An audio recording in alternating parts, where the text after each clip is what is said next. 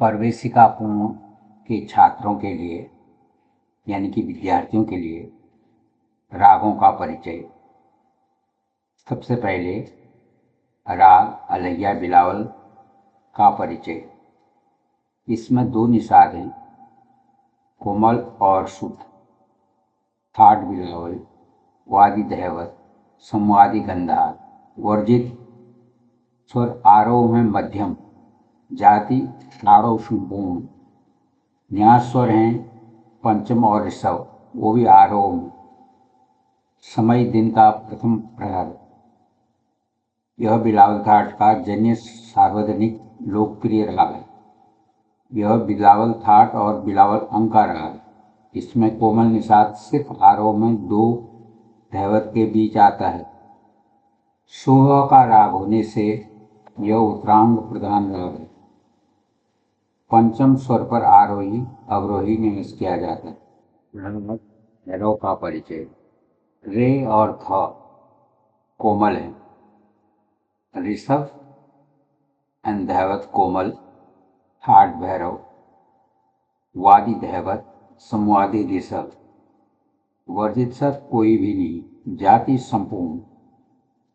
षडज पंचम पर न्यास किया जा सकता है। समय प्रातःकाल। यह भैरव थाट का राग है। यह भैरव अंग का राग है।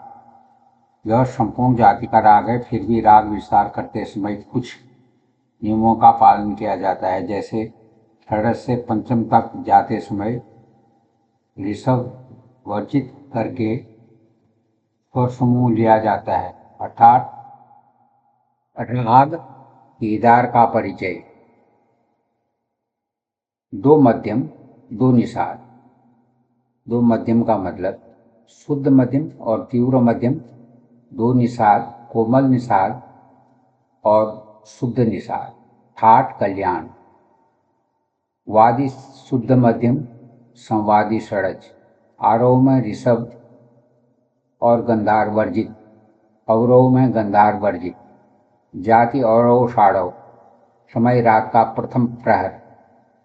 इस राग में दो मध्यम और दो निषाद लगते हैं, फिर भी इसे कल्याण थाट का राग मानते हैं। इस राग में शुद्ध मध्यम प्रबल रहता है और इसी पर आंशिक न्यास किया जाता है।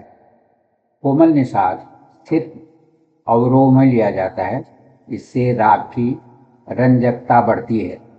शुद्ध निषाद और तीव्र मध्यम की संगति से भी राग की मधुरता बढ़ती है।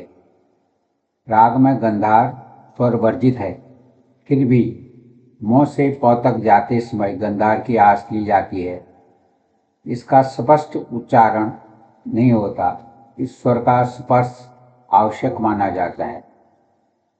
आरोह में साम संगति ली जाती है, कभी कभी सारे सामा यह संगति भी ली जाती है। राग असावरी का परिचय। गंधा धैवत निषाद इस राग में कोमल है। ठाट असावरी ही है। वादी धैवत, संवादी गंधार।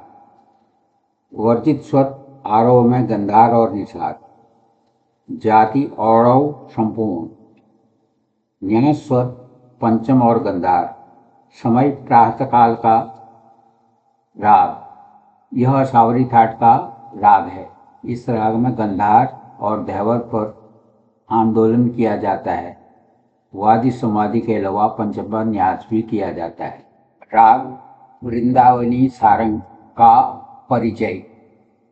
दो निषाद कोमल और शुद्ध। ठाट काफी।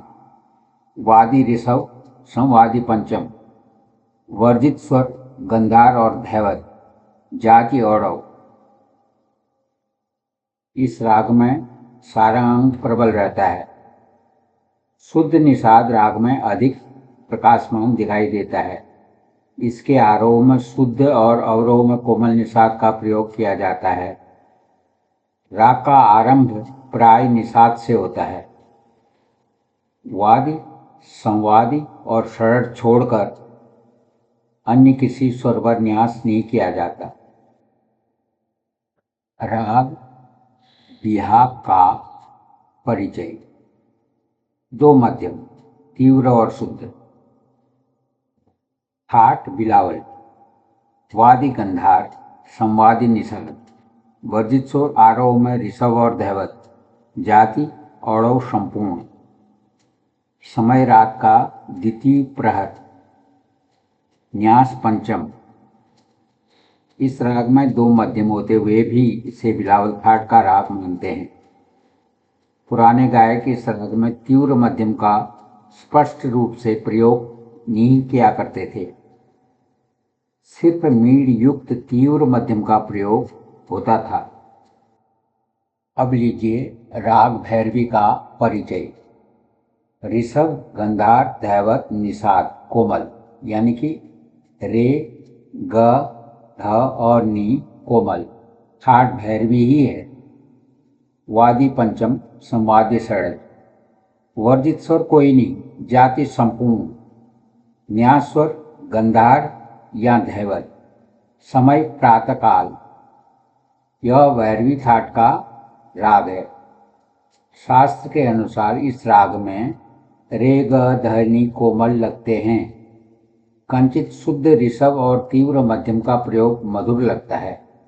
संपूर्ण जाति का राग होते हुए भी पूर्वांग में निसा, गम, प और गम रेसा संगति और उत्तरांग में गम, ध, निसा स्वर संगति ली जाती है। राग तिलक कामोद का परिचय। इसमें दो निषाद हैं, शुद्धनी और कोमलनी। ठाट खमाज है। वादी स्वर षडज यानी कि सा, संवादी पंचम यानी कि प।